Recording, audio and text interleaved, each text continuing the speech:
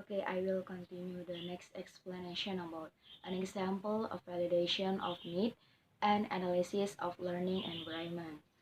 The mythical state of Corona has many small rural school districts. A problem identified among the small districts as well as in many of the large ones is a lack of teachers who are qualified to teach advanced high school science courses, particularly physics. A task force has been created to investigate the learning environments into which these instructions might be implemented to help determine the feasibility of video as a delivery system. Volunteers some of the questions they asked, the answers they found. First is, are there learning goals in advanced high school 6 and currently being made in school district in the state? Surveys of high school, maths teacher, administrators, current, the graduated student, and the parts of current and graduated student indicate a dissatisfaction with the advanced science instructions in a high school in 80% of smaller science instruction in high school, and then 45% of large school district. Is instruction already operate in this area, or is it a now learning goal? So, the second question answer is a survey of school district found that 90% of the large school district and 50% of the smaller district offer courses in cities. In the large district, 65% of the high school in the district offer the advanced courses. In the small district, 35% of the high school in the district offers these courses. Next question is existing instruction delivered effectively. So in many of the smaller school districts offering CKIS courses, classes contain 10 or fewer students. Fourth question is, does the learning context seems to require the particular capabilities of a particular medium? This question will be answered in the more detail later, but it does seem initially that the diversity of the student population in the lack of qualified teacher suggests video as a partial solution to the instructional. Next question, what is the existing philosophy, strategy, or theory behind the current psychics curriculum?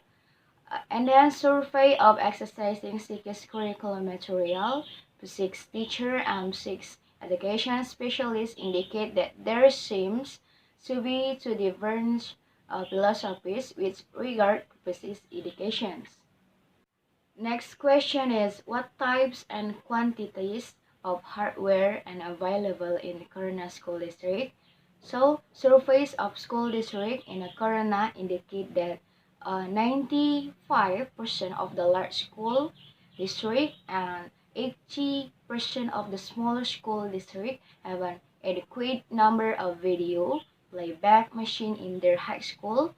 Of these, 90% are VHS machine and 10% are 8mm, U-matic, BT, and others. 7. Do teachers or administrators plan to use mediate instruction as the central portion of instructions? What experiences have the teacher had with media-based system? So, some of the physics instructions have had experiences teaching with some of the media-based learning system developed during the 1960, when the questioned many of the teachers like the idea of media-based system but have found the management of such system, particularly in the policy system and the roles. Before the first meeting, so first learn about the expert, determine the expert area of expertise. The second, do your homework on the background information. Read as much documentation as possible about the organizations, the learner, and the contents. The third, develop a written project description for the expert in a term as simple as possible. Write down your understanding of the projects. Fourth, find example products to use as example. Show example deliverables that are similar to your projects. Explain what the differences will be for your projects. Fifth, develop a written set of a question.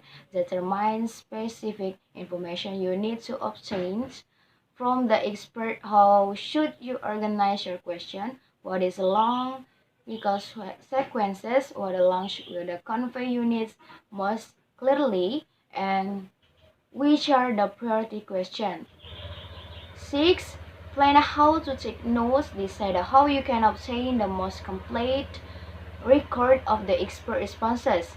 Can you record them with a videotape or audio tape? What is the best form for your written notes? Okay. During the first meeting, first establish a rapport, ask some general question about the expert, listen to the replies, respond positively to information given.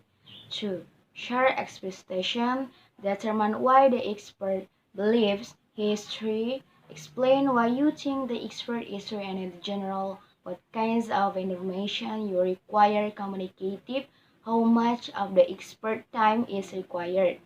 3. Develop a communication plan. Provide a way that you can be reached via phone, fax, or electronic mail. 4. Gather information. Use questions to guide your interview.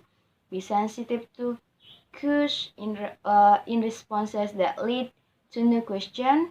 Be open to voluntary information on any sensitive issues. Provide as much anonymity as possible.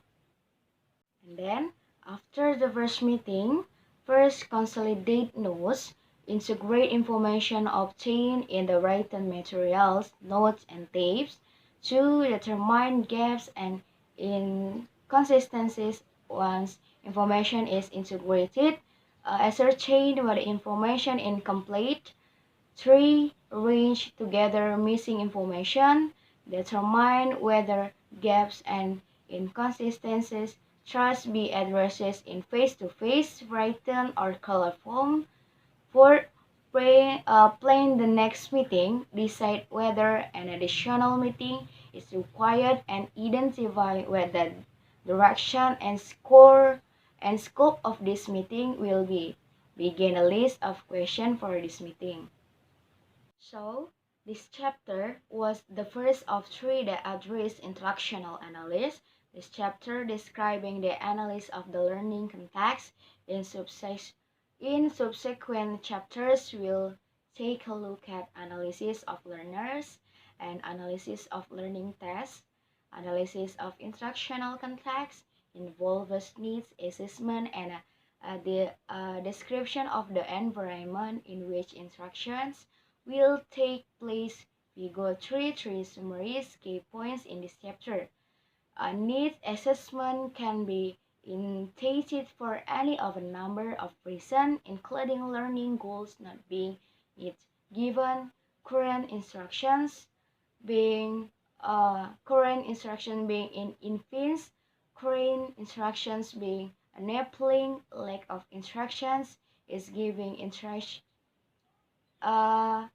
New goals being aid to curriculum in change in the learner population.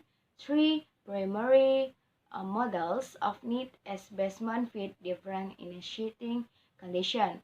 Discrepancy-based problem based on innovation-based. Discrepancy-based needs assessments in be accomplished through a wide process. First, describe the learning goals of the current instructional system. 2. Evaluate assessment of goals in the current system. 3. Describe the gaps between what is desired and what is accomplished.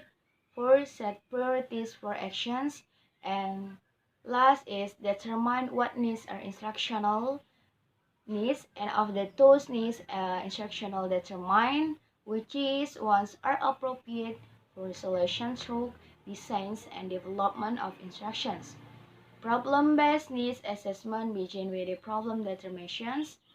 which leads to determination of relationships between problems that employs or learners' knowledge and correlation with the determinations a problem is learning relates and therefore enable to a solution through instructional interventions.